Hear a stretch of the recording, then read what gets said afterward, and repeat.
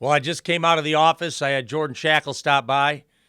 Jordan is shooting in the NCAA three-point contest on Thursday night, I believe. So we're all excited about that. So I think Jordan's good enough to win the thing. So that's what we're hoping, that we'll get Jordan over there and he'll represent himself in San Diego State as the best shooter in the event. So obviously, we continue to conduct exit interviews with the kids. Recruiting is at the top of my list. The web portal continues to grow every day. There are lots of good players in there, and they need to all be evaluated both as players and people, and we continue that process as we try to build next year's Aztec team. Thanks, Coach. We'll open up for questions.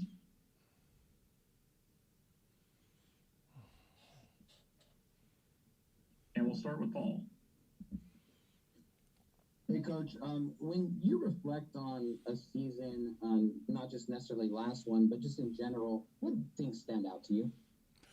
Well, first of all, that we hung two banners in as challenging year as you're ever going to deal with. And that's every team in the country that played basketball.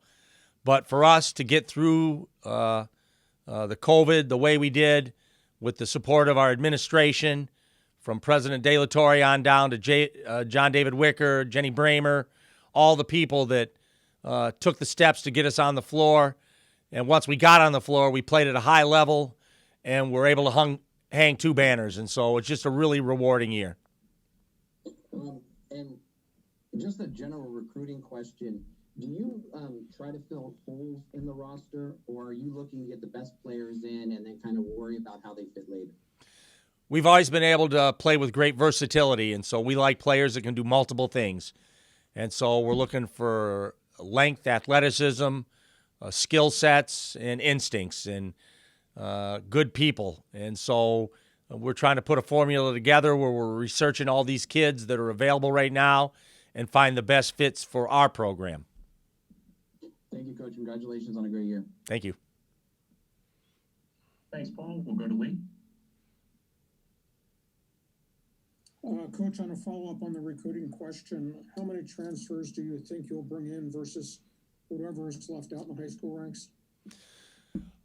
Lee, I anticipate we'd probably bring all transfers in at this point. I don't see us adding another high school player. We keep going through tape, and it's a time-consuming process. We have Synergy, which allows us to watch every basket, assist, or rebound a player has during their season. But that's never enough. That gets you interested or not interested. Then you have to watch full games to see how their feel for the game is, what their instincts are, what level they defend at, what kind of teammates they are. You pick some of that up as you watch a full game. And then we make the calls. We talk to the person. We talk to the program they're leaving, talk to family members, and we just spend an exhaustive amount of time trying to do our due diligence to find the right kind of players to continue to make San Diego State successful. Brian, in the aftermath of the completed season, have any of your guys said they will take the extra NCAA year to come back, or are they all going to leave? I just anticipate Lee will have one or two players back.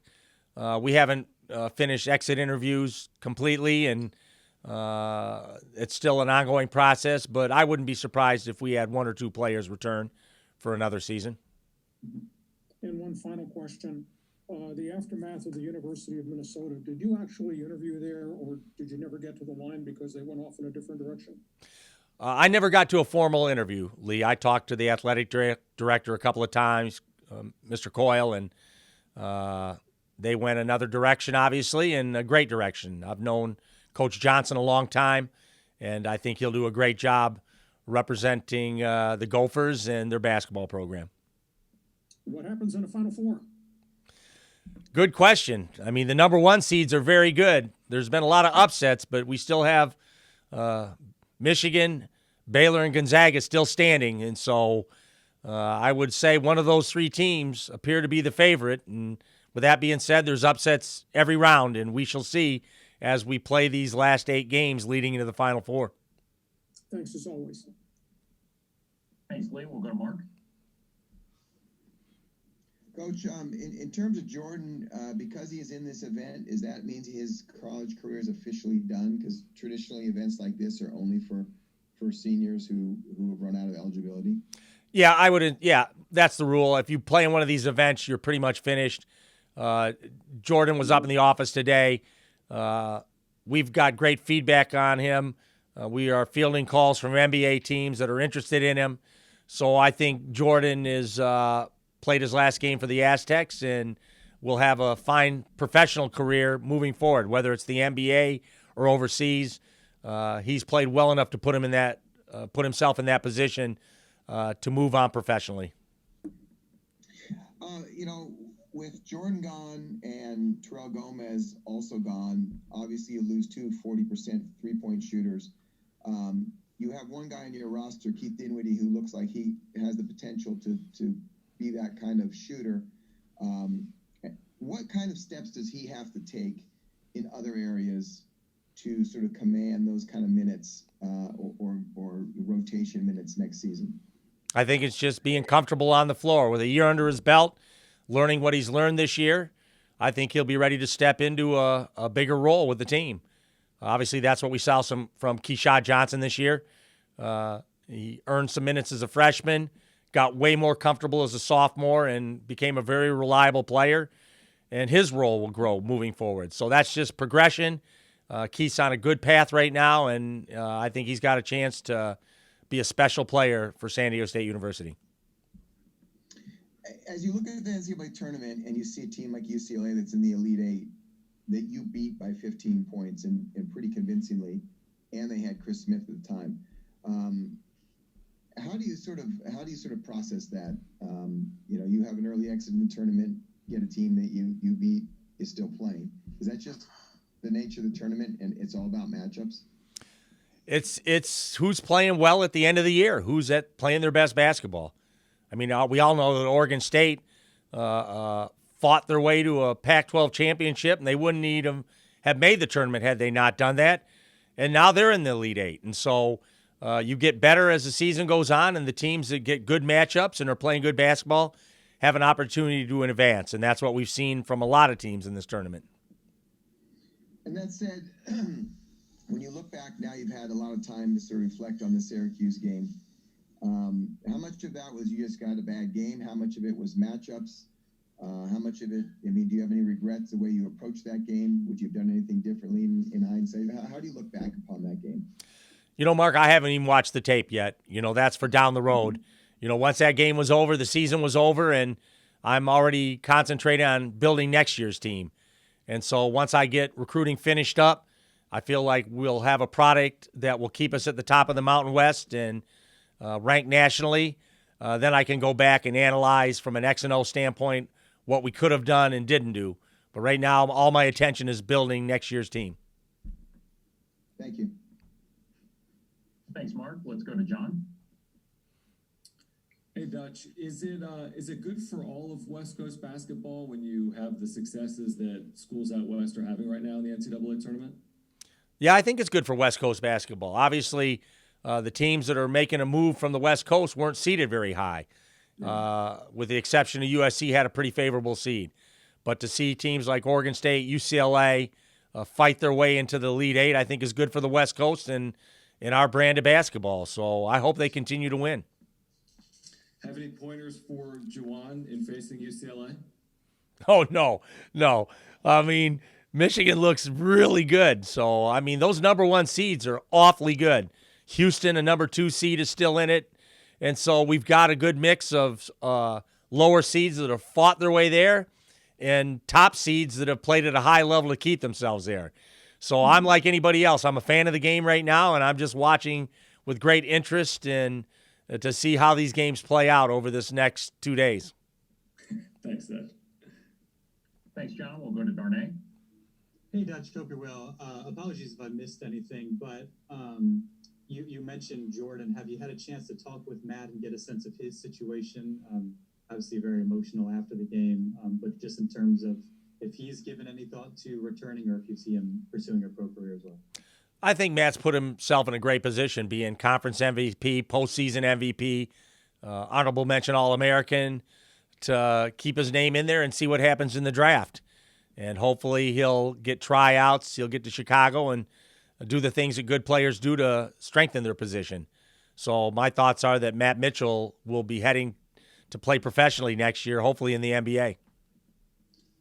And with the situation, the speculation that was around you towards the end of the season. We've seen other coaches in a similar position where opportunities have maybe come about that felt good about the situation they're in. Can you just speak to your relationship with this school and how it's grown over the years, and just your comfort level here that would obviously lead you to feel pretty comfortable and continue your career with SDSU, where it would be difficult for somebody to come with an opportunity or offer that feels much better than what you have here?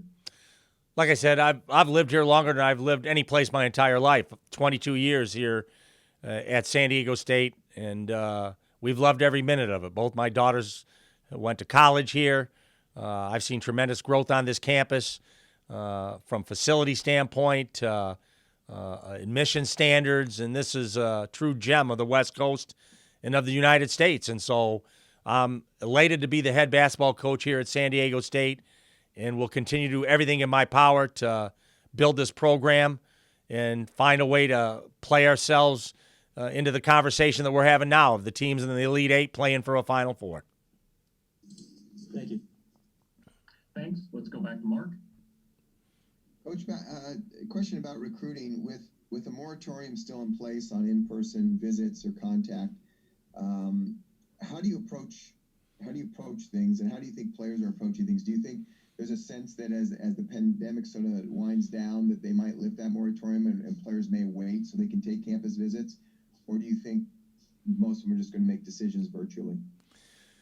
I think it's gone in every direction, Mark. We've talked to some kids that are not in any hurry to make a decision. We've talked to kids that say, I need to know if you want me with a full scholarship within the week, or else I'm going to make another decision. And so, like most individuals, they all approach it differently, and we have to make decisions that we feel are in the best interest of our program. And if we find one special enough to wait for, we'll wait. If we find one we think we have to make a quick decision on, we'll make that decision. And so it's like recruiting all over the country. Everybody's trying to make decisions that are in the best interest of the player and of the program. And that's the position we're in right now, trying to make those choices.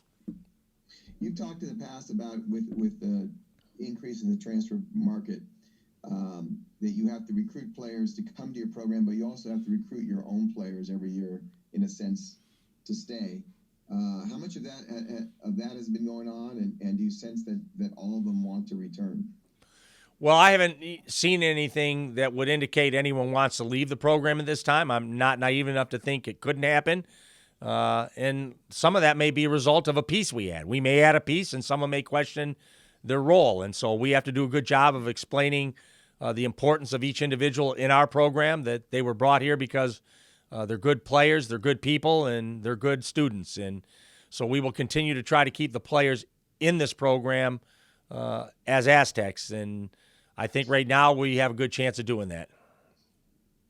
And last thing on that, in terms of the virtual recruitment, in a sense, does it limit a little bit the pool, because you want to recruit guys that you know their immediate circle, you know people who know them and trust them, and that's going to be more West Coast based, or is there a little bit of a risk if you try to go get a guy from the East Coast that you don't know that much about? We research the entire country. Obviously, Yanni Wetzel from Vanderbilt, Josh Tomajic from Maryland. And so we'll reach anywhere in the country we feel there's a player good enough to help our program and represent us in the right way.